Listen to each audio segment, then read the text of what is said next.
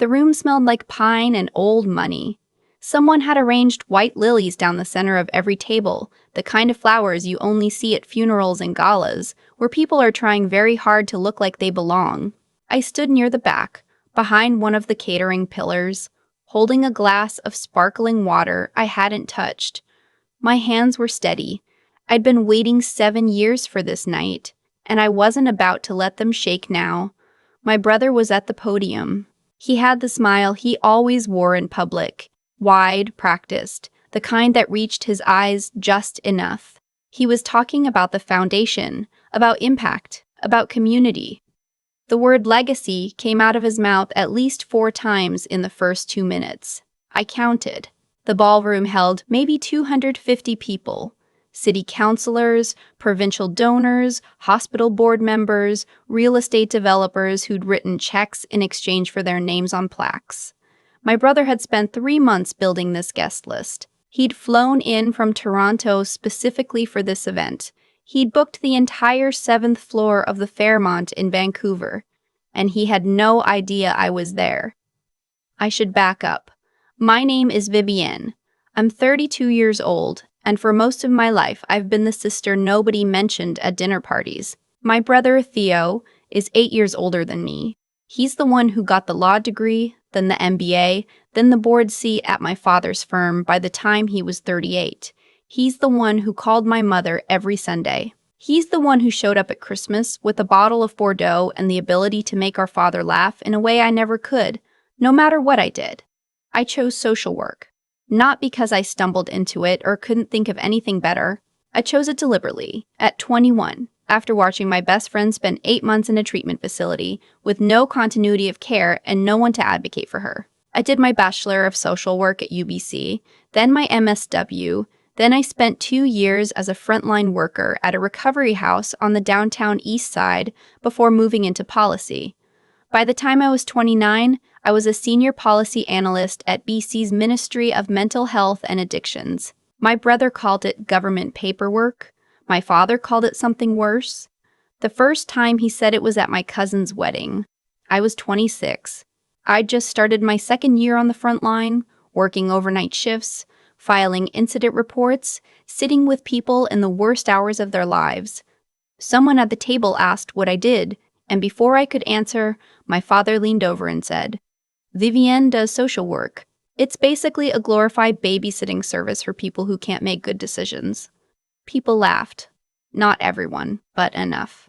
I didn't say anything. I looked at my plate and I cut my chicken into smaller and smaller pieces, and I decided, quietly, the way you decide things when you're 26 and still believe confrontation will somehow make people understand you, that I would prove him wrong someday. Someday took a while. My father runs a mid-sized real estate development company out of Vancouver. He's been in the industry for 30 years and he's very good at what he does, buying land, building things, selling them at multiples that made him comfortable and then some. He's also very good at a specific kind of social performance, the fundraising dinner circuit, the charity golf tournaments, the hospital wing naming rights. He understood early that philanthropy was infrastructure, the same way roads were. You paid into it, and the returns came back in forms that didn't always show up on a balance sheet. About 4 years ago, my father and my brother co-founded something called the Archer Family Foundation, named after our last name, Archer. They held a launch event. My mother wore a blue dress. I wasn't invited to speak. The foundation's stated mandate was to support mental health and addiction recovery programs across British Columbia. I found out about this the way I found out about most things in my family, late, secondhand, and without being asked. My brother sent a group text. "Exciting news. Dad and I are launching a foundation. We'll be doing good work in your sector, Viv." A winky face at the end. I remember staring at the winky face for a long time. I went back to work. Here's what I knew about the foundation that my brother and father did not know I knew. The Archer Family Foundation applied for registered charity status in BC, which meant their financials were publicly accessible. I work in policy. Reading financial disclosures is something I do recreationally, which sounds like a joke but isn't. I pulled their 2000 filings. the annual charity return that all registered Canadian charities submit to the CRA, and I read them the way I read everything, carefully, and more than once. In their first year, the foundation raised $1.4 million in donations, largely from my father's business network. Of that, $340,000 went to administrative costs, including what was listed as office and hospitality expenses. The actual programming spend, the money that went to recovery programs, to actual human beings in actual need, was $190,000, less than 14% of what they raised. The rest sat in the foundation's investment account, which my father managed through the same firm that handled his personal portfolio. None of this was technically illegal. It was, however, the kind of thing that regulators pay attention to. The Archer Family Foundation had, over the past 2 years, applied for 3 provincial grants administered through the ministry where I work. 2 smaller ones they received. The third, a $280,000 renewal grant tied to the Resilience BC program, was pending review under my team's file.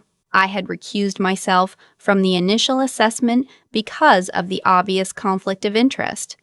I disclosed it in writing to my director. I told my director I believe the application should be evaluated without my involvement. What my director said, after reviewing the foundation's programming metrics and their spending ratios, was that the foundation did not meet the threshold for renewal funding regardless of family connection. That decision was not mine. That decision was made by a team of 5 people who had no relationship to my family, but I knew about it before my brother did. I want to be clear, I did not orchestrate what happened at that gala. I didn't engineer it. I showed up because my mother asked me to come, quietly, separately from the rest of the family. She said she missed me and that it would mean a lot to her. I didn't know until I arrived that the evening's program included an announcement. My brother had planned around the Resilience BC grant. He had put it in the program booklet. Announcement of continued provincial partnership, Archer Family Foundation and Ministry of Mental Health and Addictions. He had been so certain. I found out about the program booklet when I sat down at a table near the back, the one my mother had reserved for herself and 3 of her friends. She squeezed my hand when I arrived. She looked nervous. I didn't understand why until I looked down at the booklet. And then I understood everything. I sat with it for about 12 minutes. My brother was wrapping up his welcome remarks. He thanked the donors. He thanked the venue. He thanked the city councilor who'd come out on a Tuesday night. He said the foundation's work was transforming lives across the province. He said they had exciting news to share later in the evening. He smiled, the smile. I excused myself from the table and found a quiet corner near the coat check. I called my director's cell. She answered on the 3rd ring. I told her what was in the program booklet. I told her I was at the event. I told her I thought she should know. She was quiet for a moment. Then she said, "I'll make some calls. Don't do anything yet."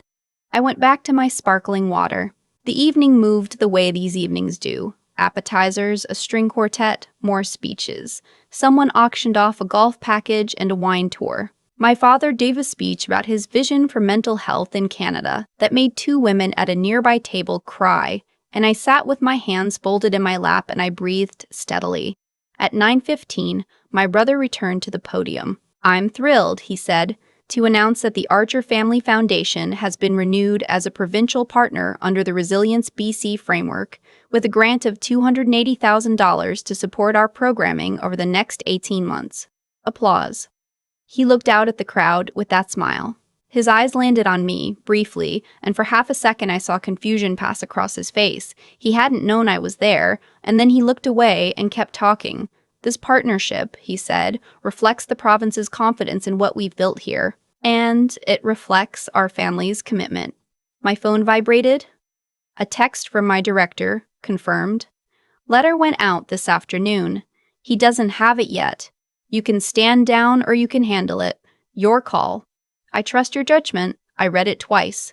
Then I stood up. I wasn't planning to walk to the podium. I want to be honest about that.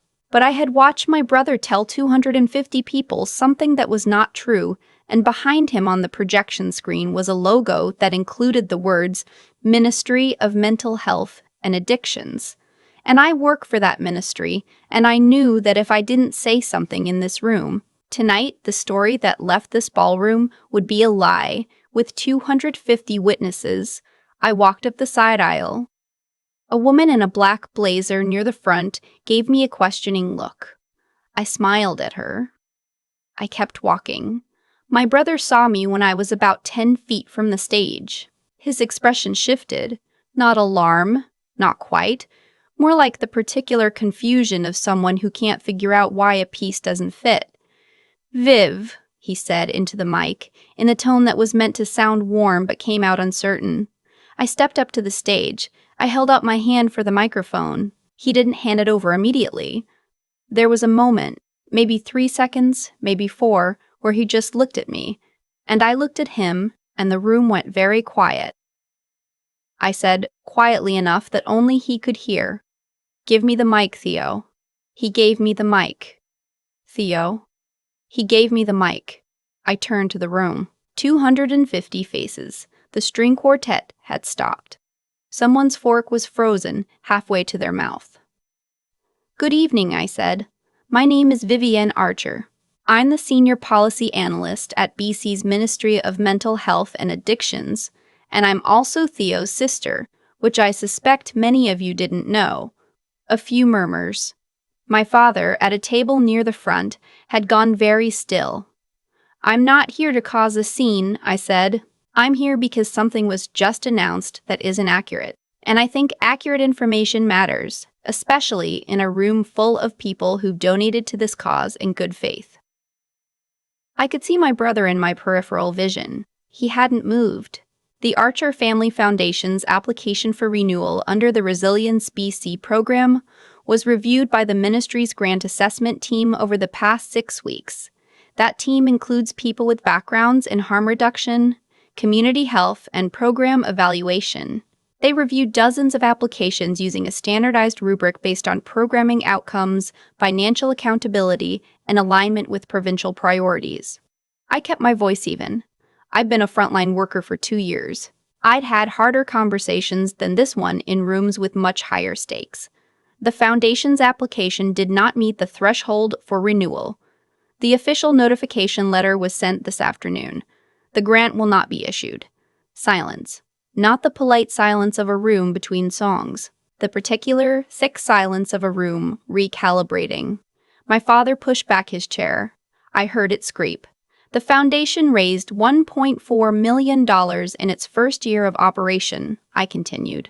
Of that, $190,000 went to direct programming. That's approximately 13.5 cents on every dollar donated. I want to be clear that this information is publicly available through the CRA's charity database. Anyone with a browser in 10 minutes can read it. Someone at a back table had their phone out. I'm not saying the people in this room shouldn't support mental health causes in British Columbia. I'm saying that if you want your donation to reach people in recovery, actual people, in actual programs, it's worth looking at the numbers before you write the check. I set the microphone down on the podium. Not dropped, set down, carefully. I stepped off the stage. My brother said my name once behind me. I kept walking. My father intercepted me halfway across the ballroom. He moved fast for a man in a dinner jacket. He put his hand on my arm. Not hard, but enough. "What do you think you just did?" His voice was low, controlled, the voice he used when he was furious and somewhere important. "I corrected a false statement," I said. "You embarrassed this family in front of. I work for the province, Dad." That foundation used the ministry's logo in its program materials without authorization. That's a problem that exists completely separately from anything I just said. He stared at me. Something moved behind his eyes. "You did this on purpose." I showed up because Mom asked me to come. I looked at him steadily. "Everything else that happened tonight, you and Theo built. I just told the truth about it." He let go of my arm. I found my mother near the coat check. She was holding her wrap in both hands, her face a complicated thing. Worry and something else. Something that might have been relief or might have been grief. I still can't fully tell.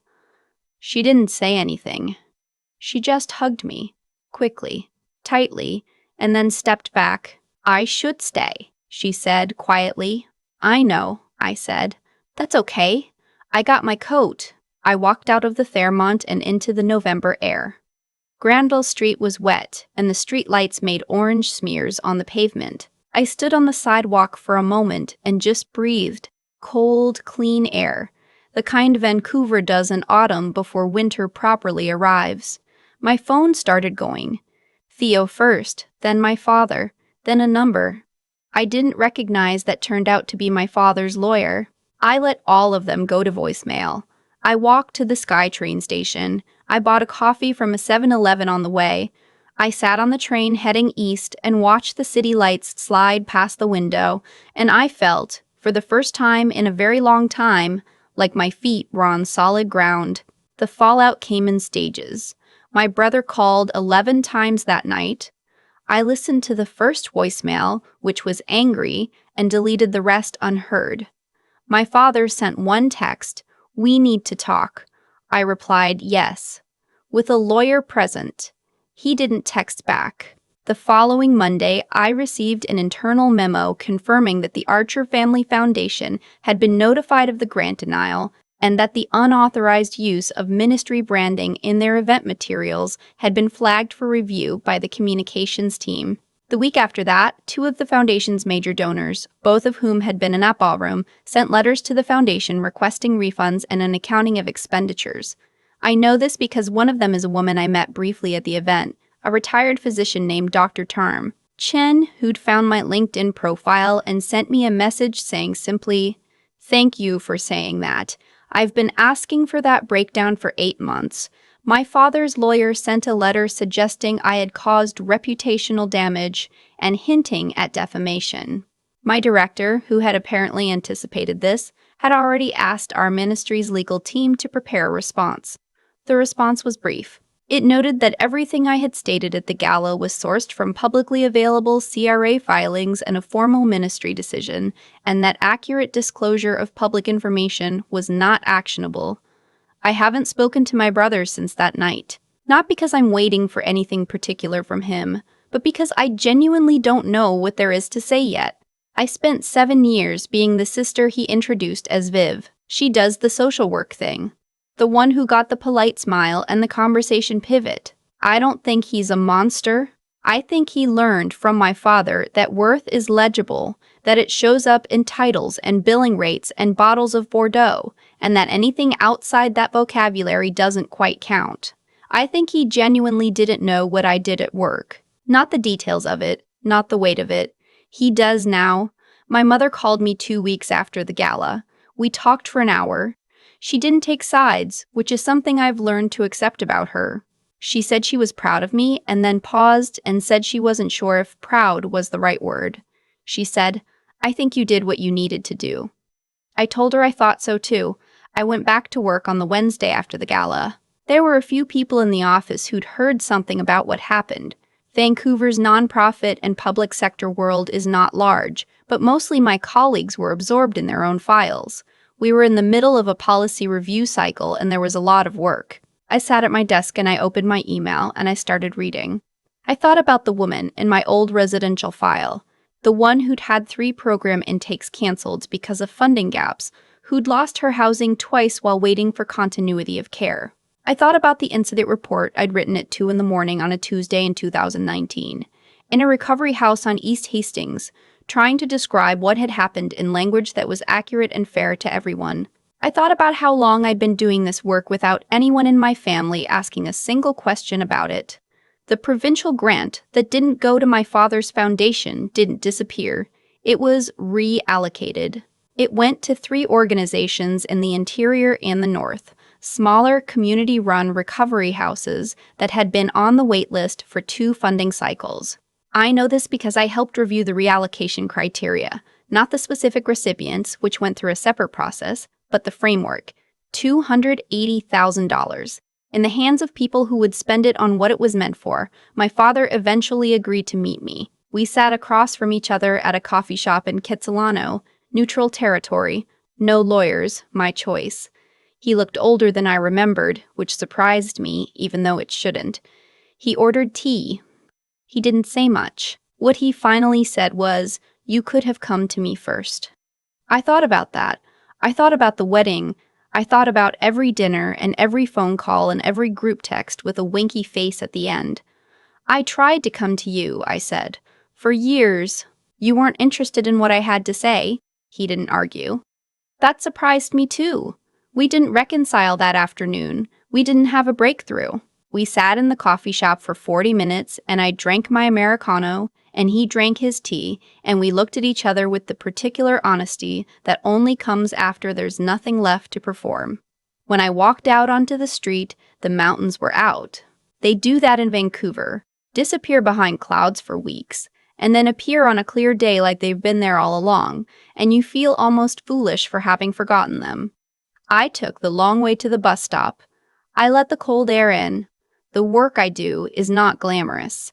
It doesn't show up in program booklets or on plaques in hospital lobbies. It shows up in policy language, in funding criteria, in the 15-point rubric that determines whether a recovery program gets renewed or cut. It shows up at 2 in the morning in incident reports that no one will ever read except the people who need to. But it is real work. It is serious work. And it has always been exactly what I said it was. My father called me a bureaucrat once, around the same time my brother was calling me the social work sister. He meant it the way people mean it when they're trying to diminish something they don't understand. I think about that word sometimes. Bureaucrat. The root of it. Bureau. Desk, the place where the work actually gets done. I'll keep it. I used to think the hardest part of being underestimated was the loneliness of it. Standing in a room full of people who love you, or say they do, and feeling completely invisible. My brother had 8 years on me and a law degree, and the kind of easy confidence that comes from never once being told your choices were embarrassing. I had incident reports filed at 2 in the morning and a policy file that nobody at the dinner table ever asked about. What I understand now, sitting with some distance from that night at the Fairmont, is that the loneliness was never the real problem. The real problem was that I kept waiting for someone else to assign value to what I was doing. I kept bringing my work to people who had already decided it didn't count, and then feeling wounded when they confirmed it. That's not their failure. That's mine.